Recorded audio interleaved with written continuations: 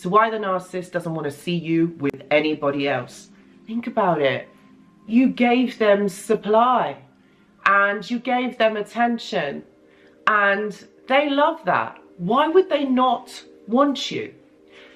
They do want you, but they can't keep you. And actually, they are really abusive, so you're not going to stay.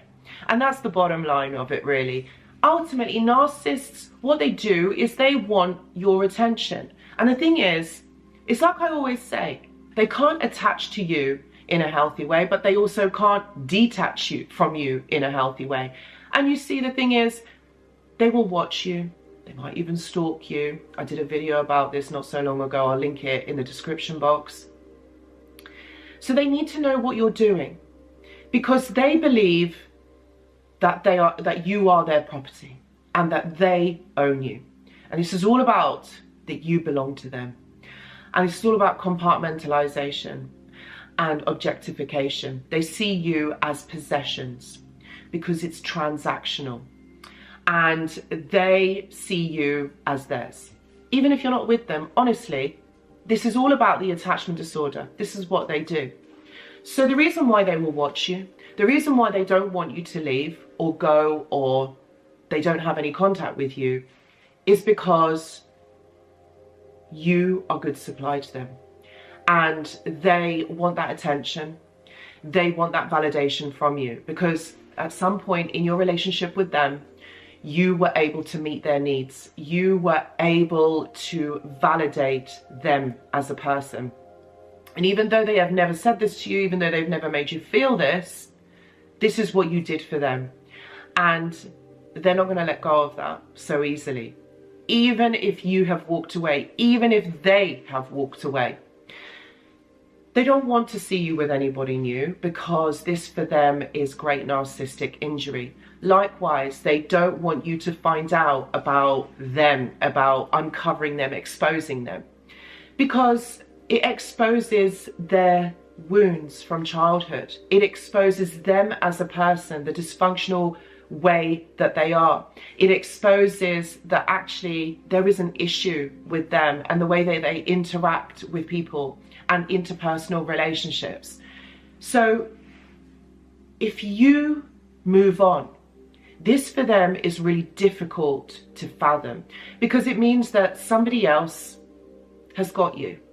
And even though they try and convince themselves that actually, do you know what, it's okay, I can get them back because I am good enough, I can have this person back in my life, this is just a stopover for them.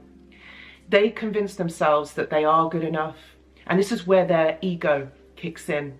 This is where they think that they are better than you and they are the new person that you're with.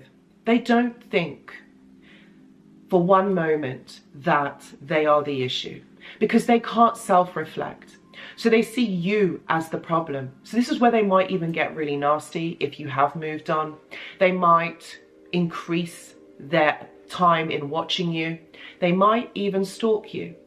They might even try and reach out to you for a hoover just to see if maybe they might be able to get you back and see if there is any communication or validation that they can get from you.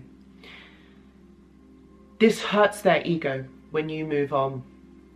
And they don't want this to happen. So they might even try and block this new relationship. They might even up their game and try and attack you covertly by sending strange messages, by getting in contact with you in strange, covert ways that maybe they might think that you might not know it's them. It's just all to put you down, to make you feel like there's something wrong with you. It's an attack, ultimately.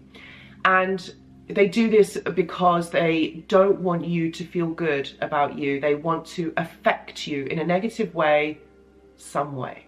Like I said, narcissists are unable to detach from you. They still believe that they have control over you. They still feel like they can manipulate you in some way. And this is really a sad analogy of theirs because they feel like you will always belong to them. They don't want to let you go in their minds. They invest a lot of time, a lot of energy in trying to either be really nasty to you because they have to have an outlet for this rage and this this hurt that they feel. But they don't want to acknowledge it, that it is that. So they will outwardly project this onto you in various ways. And yes, it is really hurtful. Yes, it is really debilitating for us, because we feel like maybe, you know, maybe we've done something wrong, but you haven't. The thing is, if some of you have moved on, keep going forward. Keep living your life. The narcissist will never want you to move on, because, like I said, they believe that you belong to them. You're an object, you're transactional.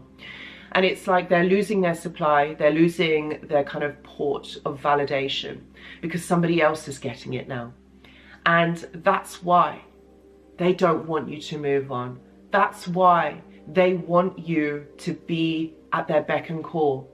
You know, this is why they have a long line of exes, and they have this past supply. For those exes who don't realize that this person is narcissistic and using them for supply, they will continue to be the long line of exes. But for you who have moved on, who have realized that actually they are toxic, well, you're the one that's got away, and they're not going to like that.